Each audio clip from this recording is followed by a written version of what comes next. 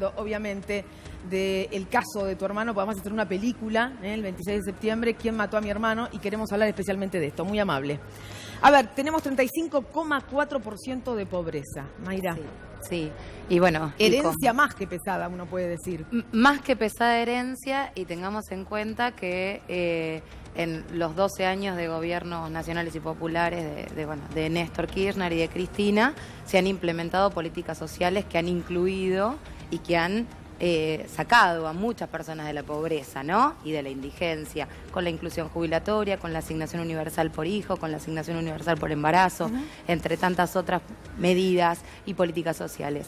O sea, hay que tener en cuenta que con todas esas medidas, aún así, ha crecido como ha crecido la pobreza, ¿no? De un presidente que en campaña planteó pobreza cero, que planteó que se lo juzgue por su capacidad de gobernar y de la cantidad de pobres que iba a dejar, y hoy terminamos, como se decía, con emergencia alimentaria y con este porcentaje que primero es más, ¿no? Porque falta la evaluación de agosto, que en el conurbano, desde donde vengo, de Quilmes, es casi la mitad de nuestra población está bajo la línea de la pobreza y de la indigencia. ¿50% en Quilmes? Y yo te digo, más allá de lo que indique el INDEC, lo percibo. Hay un termómetro que uno ve en los barrios, en los comedores, en la angustia de las mamás, en las familias en general, que es mucho más. Por eso, este número es algo que obviamente evidencia, pero la calle tiene un aumento superior de la pobreza. Y la verdad que hay que ponerlo en esos términos, porque esto es un porcentaje, pero hay que ponerle cara, hay que ponerle nombre. Son abuelos que no pueden comprar sus remedios, que unifican las comidas, que se acuestan más temprano para taparse y para no abrir el gas y no gastar en ese servicio, digamos. Entonces, lo que me parece es que esta cifra habla de la insensibilidad con la que gobernaron estos 4 años, ¿no? Y creo que el gobierno que viene, porque así ya lo demostraron los argentinos que quieren un gobierno distinto, lo primero que tiene que tener es la sensibilidad suficiente y necesaria para poder abordar este tema. Yo me pregunto, emergencia alimentaria, un congreso que ya lo hizo ley, pero no pasa absolutamente nada. No pasa nada, la insensibilidad no es porque Macri es ingeniero, sino por las políticas. A vos decís por lo que yo decía que dijo la doctora... Macri nunca pensó en el Estado, nunca piensa en la sociedad. No te estamos escuchando, Gustavo. A ver, el micrófono de mano tenemos para darle a Gustavo López porque no lo estamos escuchando. Le podemos dar Mientras un ejemplo a Carrió de que todos los ingenieros no son insensibles. Jorge Ferraresi, que es el intendente de Avellaneda, gobierna y gobierna muy bien. O sea, no tenía que ver con que ser ingeniero. La verdad que yo me parece preocupaba, que digo, trate de buscar otros argumentos. Todos los ingenieros son así, me conozco a alguien ingeniero y digo, por favor, vos no, pues sos un insensible. No, por favor. No es así, Federico.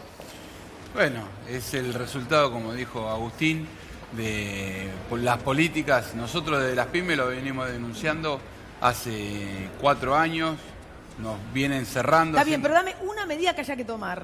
Ya sé que habría que hacerlo hoy, pero mira, bueno, hoy anunció el presidente en campaña que iba a partir del año que viene, medida que ya estaba anunciada, además quitar que las pymes dejemos de pagar contribuciones. La verdad que la medida, si él pudiera dialogar con las pymes, sería que quite los aportes, o sea que los trabajadores no paguen esa parte de la seguridad social en vez de que los empleadores no lo paguen, porque eso dinamizaría el mercado interno y tendríamos todo más trabajo. Todo esto si gana la elección, dijo. No, pero esto claramente demuestra, como bien decía Mayra, que la elección, el pueblo ya se pronunció para el lado del trabajo y la producción. Gustavo, me dicen, a ver si te escuchamos. Hola, hola. Ahí está, lo escuchamos a Gustavo López. Decía que Carrió dijo que no era insensibilidad la de Macri, sino que era una profesión que lo hacía, que no lloraba o que no sufría o que no lo podía demostrar. Ahora sí, ya está llorando y riendo más. A ver, lo insensible son las políticas, porque ellos vinieron a esto. Fíjate vos que hemos retrocedido 14 años aproximadamente en políticas sociales. ¿Cuánto? 14 años, porque estamos en los promedios del 2005. Cuando Néstor Kirchner gana la elección, la pobreza estaba en el 54% y comienza un descenso abrupto, y en el 2007 no solo la desocupación baja a un dígito, sino que la pobreza perfora el techo del 25% hacia abajo. Nosotros estamos ahora en un promedio del 35,4% El cálculo es que al día de hoy estamos en el 37-38, esto es el mismo índice que hace 14 años. Es decir, en el peor momento de la Argentina. Néstor, para bajarlo, generó 4 millones de puestos de trabajo, como decía Mayra, 3 millones de jubilaciones a través de las Volvió leyes. el sarampión, Bueno, hacía 17 años entonces que no se teníamos trata de sarampión. políticas. Entonces vos decías, ¿y qué hacemos con la emergencia alimentaria? El Congreso, a través de la oposición, le dio todas las herramientas. No lo está haciendo. No lo está haciendo, entonces una de las primeras medidas que va a tener que tomar Alberto, además de ponerle plata a la gente en el bolsillo y para eso renegociar la deuda, es atacar la emergencia alimentaria de manera inmediata, porque hay que atacar el hambre. Nadie que pase hambre puede vivir bien en la Argentina. Sí, uno lo que piensa es cómo es posible que tengamos que esperar hasta el 10 de diciembre que asuma un nuevo presidente, porque el hambre es hoy, digo, no, el que tiene hambre no puede esperar hasta el 10 de para diciembre. hacerlo. No. ¿Por qué no lo hace? No hay respuesta. No hay respuesta. Más que la insensibilidad. Raúl Castells, ¿cómo le va? Buenas noches. ¿Por qué usted cree que le dan micrófono? Mire, ¿por qué cree usted que el gobierno no toma una medida hoy teniendo en cuenta que tiene la herramienta de la ley, por ejemplo? Porque no les interesa, porque están haciendo una Argentina para un tercio, no porque sean ineptos ni cosa por el estilo, sino porque han llevado a rajatabla un programa, un plan. El tercio más rico de esta sociedad se ha enriquecido inmensamente y las 2/3 partes de la población, como bien usted detallaba en las cifras, que serían la parte más empobrecida, pero están también los que no están en ese 35,4, pero están en los edificios de acá enfrente, que el 40% está deudando las expensas, que son, si quiere, parte de sectores medios que también están arruinados, igual que montones de comerciantes, chacareros y demás. Ha sido algo planificado, por eso decir que Macri es inepto es atenuar la responsabilidad que tiene. Nosotros creemos que tienen que ir todos presos y que tiene que haber nunca más, porque esto ha sido un genocidio económico lo que se ha hecho con el pueblo argentino. Daniel, ahí le vamos a dar micrófono. Uno no puede comprender el por qué con las herramientas no se toma una medida hoy, ayer. Bueno, como decía Raúl, me parece que no les importa, ¿no? Pero ¿cómo es posible que no les importe? Y bueno, si además necesitan votos que... si quiere el presidente reelegir. Parece que ya hay una situación donde a este gobierno no se le puede exigir nada, solo que dé cuenta, Daniel, del desastre que ha causado, ¿no? Es un gobierno que ya está en retirada, que la única preocupación que ha tenido después de las PASO es resolver el problema de la fragilidad financiera para que no se vaya antes a través de una corrida. Ese era el único inconveniente que lo tenía absolutamente preocupado.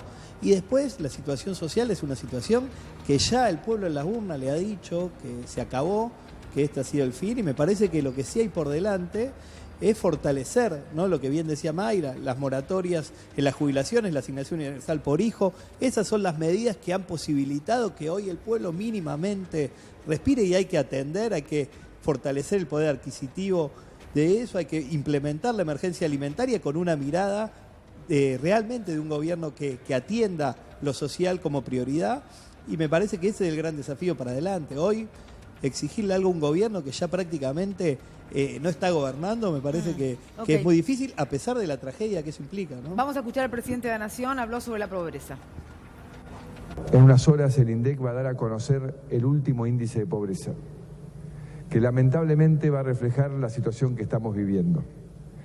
Y aunque ese número duela, hay que mirarlo de frente, como venimos haciendo todos estos años, porque eso fue lo primero que hicimos cuando asumimos, fue medirla, no la ocultamos, nos hicimos cargo, y los 2 primeros años empezamos a ver una tendencia a la baja, y voy a seguir trabajando para que las familias puedan salir adelante, y lo voy a hacer convocando a todos los sectores, porque terminar con la pobreza en un país como el nuestro, con tantos problemas estructurales que resolver, requiere consensos.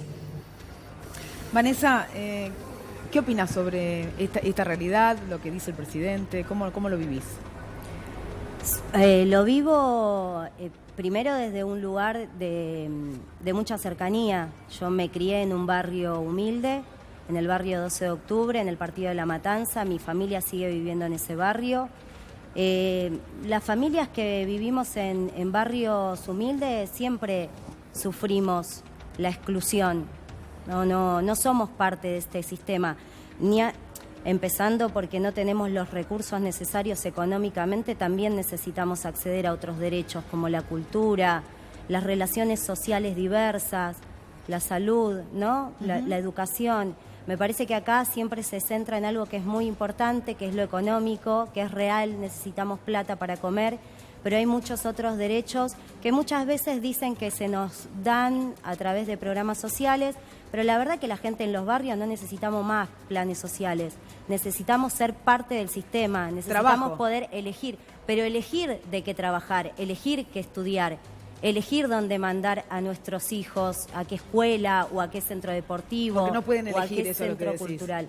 Me parece que no podemos elegir desde la apertura de la democracia hasta hoy.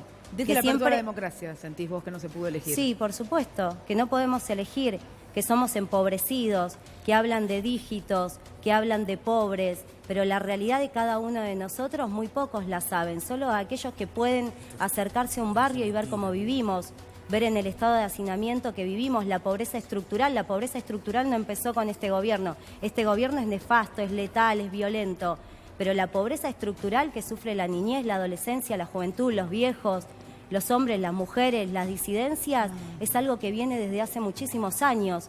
A eso hay que ponerle un nombre, hay que ponerle un apellido, hay que hablar de historias que atraviesan dolores y sufrimientos, y eso no se repara con planes sociales. Eso no se repara con planes sociales, se repara con dignificar la vida de las personas y que puedan elegir, claramente que puedan elegir. Está planteando algo, por cierto, muy importante, que es porque si no pareciera que al pobre le das un plan y además le decís vas a trabajar de esto, pintás cunetas, haces algo para justificar que te ganas esto y además vas a estudiar donde yo te digo. Y ella habla de poder elegir, de una vida digna, ¿no? Es que sí, obviamente comparto y de eso se trata. Y cuando uno habla, recorre, camina en los barrios, la gente no pide otra cosa más que trabajo. Y es lo que nosotros creemos como lo que debe imperar y como la medida que a partir del gobierno que viene tiene que tomar para poder recuperar el trabajo como ordenador social y aquellos que tengan trabajo al día de hoy puedan recomponer el salario, que recuperen poder adquisitivo. Pero Vanessa plantea esto como un déficit de toda la democracia. Sí, yo creo que hay deudas que obviamente llevan tiempo y que de a poco, en algún aspecto, se fue incluyendo, ¿no? Nosotros tuvimos del 2003 al 2015, recién se comentaba el aumento que había tenido, ¿no? O cómo había descendido la pobreza y cómo había aumentado la inclusión social. Yo hablaba de distintas políticas sociales. Y bueno, y eso hay que sostenerlo en el tiempo. En estos 4 años hemos, la verdad, retrocedido muchos años y ha empeorado todo lo que habíamos logrado conquistar en función de que la gente pueda vivir mejor, que tengan oportunidades, que obviamente no todo pasa por lo económico, pero es la base, porque te garantiza que se pueda comer, que puedan viajar, que puedan cargar la SUBE e ir a estudiar, y después tiene que haber sí o sí un Estado presente en los barrios, en los distintos lugares, donde pueda dar oportunidades y que se puedan ejercer derechos, que no es solamente comer, es sí, obviamente. Deporte, cultura. Sí. Agustín. Todo. Sí, no, te agrego, recién veíamos esas imágenes del presidente cuando dijo el dato de pobreza, que ya lo tenía anticipado y que había que mirarla de frente. Esto lo complementó con un anuncio, dijo que pretendía eliminar durante el año que viene, 2020, los aportes patronales, ¿sí?, sobre los nuevos trabajadores. El problema es que el presidente sigue sin entender la dinámica económica que se necesita para generar empleo. Digo, en este contexto que tenemos hoy en la Argentina, producto de las políticas económicas que se llevaron adelante, ¿de qué nuevos trabajadores estamos hablando? Digamos, lo que hay es una destrucción de empleo monumental. Entonces, que el presidente plantee, en lugar de pegar un giro en la economía, haber entendido el fracaso a partir de los números que hoy están reflejando completamente lo contrario de lo que proponía cuando hablaba de pobreza cero, y que insista en estas cuestiones de bajar impuestos para nuevos empleos, la verdad que preocupa y preocupa mucho. Sobre todo, como te decía recién, si querés, no sé si tenemos algunas placas para hablar de algunos de los datos que te marcaba como más graves todavía. Ahí está. Ahí lo tenemos, mira. Los jóvenes menores de 14 años, la pobreza te da el 52,6 52%, más de la mitad de los jóvenes menores de 14 años es pobre en Argentina. El 13,1% de estos jóvenes también menores de 14 años es indigente. Para que se entienda, la indigencia mide una canasta de requerimientos calóricos mínimos como para subsistir, ¿sí? Estamos hablando de algo mucho más grave que la pobreza. 13,1% de los menores de 14 años. De esta manera, y además complemento, el 42,3% de los jóvenes hasta 30 años, elevando un poquitito más, el 42,3% es pobre en Argentina. Son datos, pero alarmantes, gravísimos. Más de la mitad de los chicos de hasta 14 años es pobre en Argentina. Son datos gravísimos y responden a esta lógica. Teníamos, no sé si está la otra con algunos datos más. Ahí está, sí. Bueno, ahí viene. 35,4, bueno, la pobreza son 15,9, 16 prácticamente millones de personas pobres en todo el país. Para que vos tengas una idea, entre el dato que teníamos hace un año atrás y el de este año, se agregaron por debajo de la línea de la pobreza 3.800.000 argentinos en el último año. Y de nuevo, lo que decíamos hace un rato, esto no considera el impacto mucho más fuerte que ocurrió después de esta medición a partir de la devaluación de agosto. Raúl, ¿cómo se soluciona esto? Puntualmente, ¿Por dónde se empieza? Puntualmente con una aclaración. Un montón de gente cree que los pobres subsisten gracias a los planes sociales. Solamente de los 16 millones de pobres que hay, el 2,5 tiene planes, el 97,5 no tiene nada, a pesar de que montones creen que acá están pagando impuestos para pagar planes. Eso es una falacia y demás. En todo caso, le pagan al FMI, pero no a la gente que no tiene trabajo. La única forma de solucionar esto es dejando de girar a los bancos extranjeros y al FMI semejantes niveles de plata. Rosario, el año que viene hay que mandarle 20.000 millones de dólares al FMI y hay que pagar en deudas en pesos el equivalente a 18.600 millones de dólares en más. Es imposible que se pueda comer y mantener a todos esos crápulas del Fondo Monetario Internacional. Y no es que estamos hablando de pobres, estamos hablando del que come un guiso. Yo vivo en el Chaco, en el interior del Chaco, Rosario. La comida institucionalizada para todos, es que el nivel de pobreza es 48,9% en Resistencia, que tiene 300.000 habitantes, y los 700.000 restantes, el promedio en el Chaco del nivel de pobreza, 65% y 41% el nivel de indigencia. 41% el nivel de indigencia. La comida es el guiso de arroz con alita, cuando mucho, y a la noche un mate cocido. A esta hora la cena en el Chaco y en las provincias, en particular del norte, la cena de lo que están mirando es un mate cocido o mate directamente. A ver, ¿es posible hacer lo que dice Raúl? Porque acá hay un compromiso con el Fondo Monetario Internacional que no creo que el próximo gobierno pueda obviar. Es impostergable, es imprescindible. Digamos, si es posible o no, ya ha dejado de tener sentido la discusión. Es impostergable. Digo, el año que viene, pesos más, pesos menos, yo había calculado, me lo corregirá Agustín, 50.000 millones de dólares, 30.000 millones en dólares y 20.000 millones en pesos. Digamos, y es uno de los años que menos hay que pagar. Ni que hablar los años siguientes. Entonces, lo que está planteando Alberto Fernández es una refinanciación, ¿sí? Un reperfilamiento. A la uruguaya. Significa ni más ni menos que una espera. Esto es, mirá, la única posibilidad es... Alargar los plazos. Alargar los plazos, porque la única posibilidad es, los 2 o 3 primeros años, generar inclusión y crecimiento, que son las dos cosas. Inclusión y crecimiento de la economía. Cada vez que nosotros entramos en una crisis, arrancamos 10 escalones más abajo de lo que estábamos. Y cuando llegamos al mejor momento, estamos 4 o 5 escalones más arriba de lo que habíamos estado. Digo, en el mejor momento del kirchnerismo, nunca habíamos recuperado los valores de la década del 70. Digo, 40 años después, y con 4 millones de puestos de trabajo, no habíamos recuperado el salario que habíamos perdido con la dictadura cívico-militar, que fue el gran momento de apropiación a través del terrorismo de Estado. Federico. Sí, me parece que de acá, como vos planteabas bien y como decía Daniel, permitime, Daniel, complementar una cosa. A mí me parece, nosotros estamos apelando a la responsabilidad de las segundas, terceras, cuartas líneas del gobierno que no tomen medidas agresivas hacia las pymes, porque hoy hasta junio teníamos 43 pymes cerrando por día. Hoy nosotros estimamos que ese número está en 100 después de la devaluación. ¿100 por día? Sí, claro. Después tenés devaluación, tenés una inflación galopante, lo cual, si vos no vendés, en un mes tenés 5% menos de lo que tenías el mes anterior. Y además hoy tenés una fluctuación en el nivel del dólar que retrajo a 1/3 todas las operaciones a nivel industrial porque no tenemos precio. Entonces el que te quiere vender te dice, mirá, te entrego pero no te puedo fijar el precio.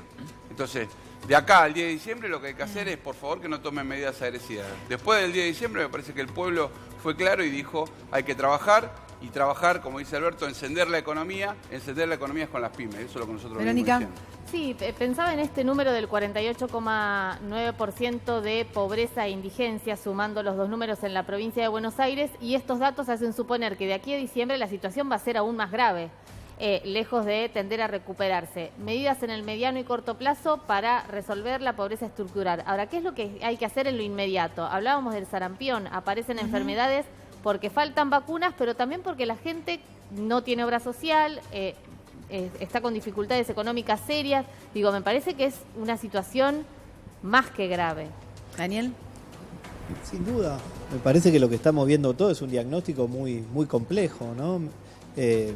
Sí, el primer día ya hay que trabajar para atender la emergencia, que es una emergencia alimentaria, pero que también son los remedios, y luego empezar a pensar en reactivar la economía. Esa es la clave, ¿no? O sea, las políticas sociales son una red de auxilio de un proyecto de país que tenga desarrollo, que genere trabajo. La verdad que en este país no debiera ser, si bien exige un enorme esfuerzo, pero generar trabajo, ponerle plata en el bolsillo a los trabajadores, actualizar los salarios, las jubilaciones.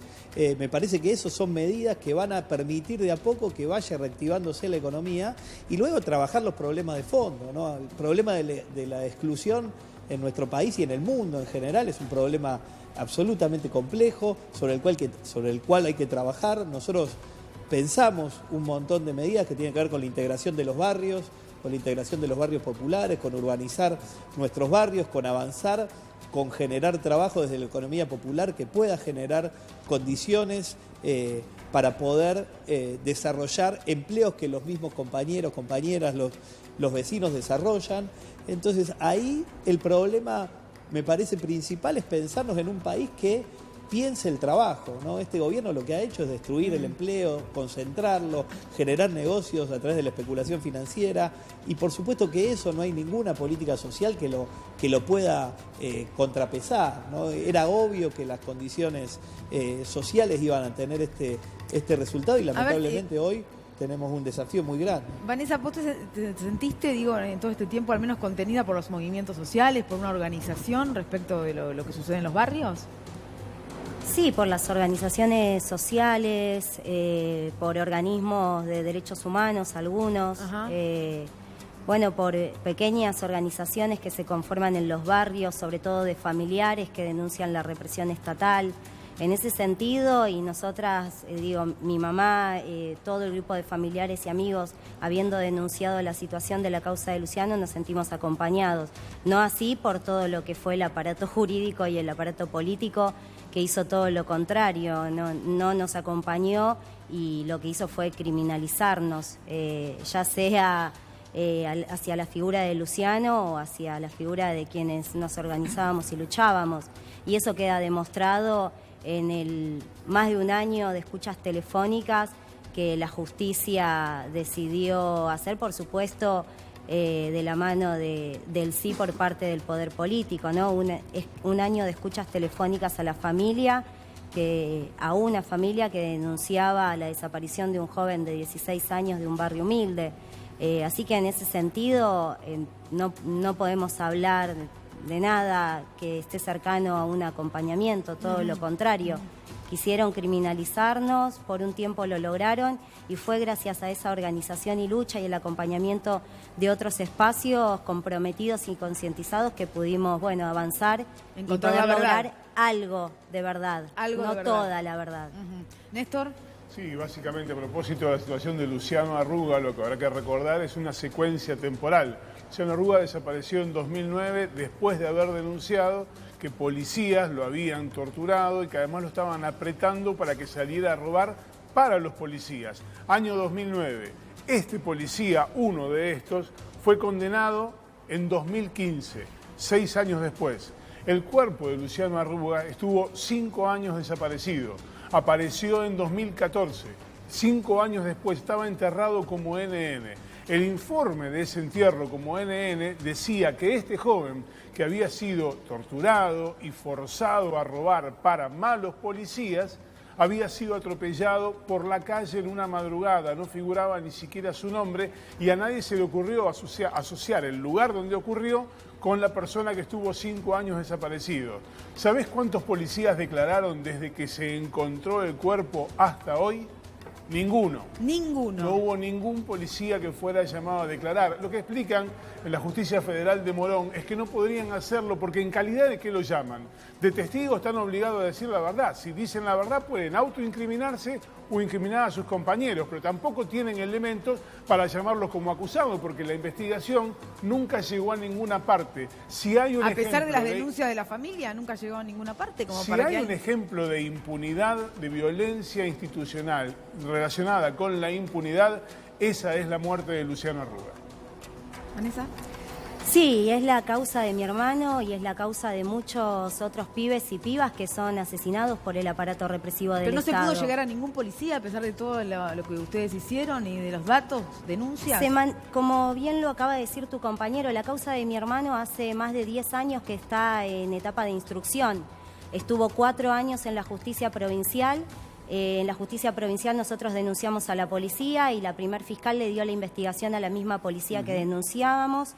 En la segunda etapa, cuando logramos cambiar a la fiscal, se da este proceso que te conté antes, que fue que tomaron la decisión de investigar a la familia. Y esto se llevó adelante durante más de un año. Y a los 4 años se federaliza la causa por una insistencia de la familia. Es allí donde se presenta un segundo habeas corpus, porque el primero había sido rechazado en la justicia provincial. Y cuando pasa, al fuero federal, se abre la investigación de habeas corpus y es por medio de ese habeas corpus que podemos encontrar a Luciano, que había sido enterrado como NN en el cementerio de La Chacarita. Luciano aparece 5 años y 8 meses después, aparece un 17 de octubre del año 2014. Muchos años más adelante aparecería también un 17 de octubre el cuerpo de Santiago Maldonado, en otro contexto político, y lo llamativo de eso es que en el contexto macrista sí se hablaba de una desaparición forzada y en el contexto del kirchnerismo hubo un gran silenciamiento y ocultamiento a la hora de hablar de la desaparición forzada de Luciano. Lo que llama la atención sobre algo, que sobre la represión estatal no hay que tener medias tintas, no hay que acomodarse según la simpatía política, hay que denunciarla siempre porque el silencio daña. Y los familiares estamos denunciando la represión estatal desde la apertura de la democracia hasta hoy. Caso Bru, caso Facundo Rivera Alegre, caso Daniel Solano, Sergio Ábalos, Luciano Arruga, son todos casos de desapariciones forzadas en democracia. ¿Quién mató a mi hermano? ¿Hay respuesta a esa pregunta que plantea la película? Nosotros sí, nosotros denunciamos a los autores materiales, que son policías bonaerenses, que son los cuales intentaron cooptar a Luciano para que él saliera a robar para ellos y ante la negativa de Luciano terminan persiguiéndolo y desapareciéndolo. Pero también nosotros hacemos responsables de la desaparición forzada de Luciano a los actores jurídicos y políticos. Para poder acceder a la verdad necesitamos que sean condenados todas estas instancias de poder. Una desaparición forzada no se puede mantener en el tiempo y no se puede llevar adelante, ¿no?, sin la participación necesaria de esos actores. Néstor. Sí, además de esto habrá que entender que para que apareciera el cuerpo, para que diera lugar a este segundo habeas corpus, tuvieron que comprometerse varios de los organismos defensores de derechos humanos más prestigiosos de la Argentina. Por ejemplo, el Centro de Estudios Legales y Sociales, el CELS. Por ejemplo, la Comisión Provincial por la Memoria, presidida por Adolfo Pérez Esquivel. O la CORREPI, la Coordinadora contra la Represión Policial e Institucional. Si no hubiera sido por esa participación, los familiares de Luciano Arruga estaban solos, y no solamente estaban solos, sino que además estaban siendo estigmatizados como responsables de estar acusando a una fuerza de seguridad. El nivel de encubrimiento que ha habido en torno a la desaparición de Luciano Arruga todavía hoy no se ha esfumado. Todo esto, la búsqueda de la familia, todo lo que tuvieron que atravesar, está contenido en una película, ¿Quién mató a mi hermano? Se estrenó el pasado 26 de septiembre, es una película de Ana Fraile y Lucas Escabino. Queríamos contártelo porque quizás allí obviamente vas a tener una historia narrada con todos los detalles, al menos que todas las partes están conociendo, han conocido hasta ahora. Tenemos que hacer la pausa, ya volvemos, quédate ahí, hay otra historia, seguimos debatiendo sobre los temas que te importan, la pobreza, el salario que no alcanza, las medidas que te la disfrazan como beneficio para los trabajadores, pero en realidad no lo son. Pausa y regresamos.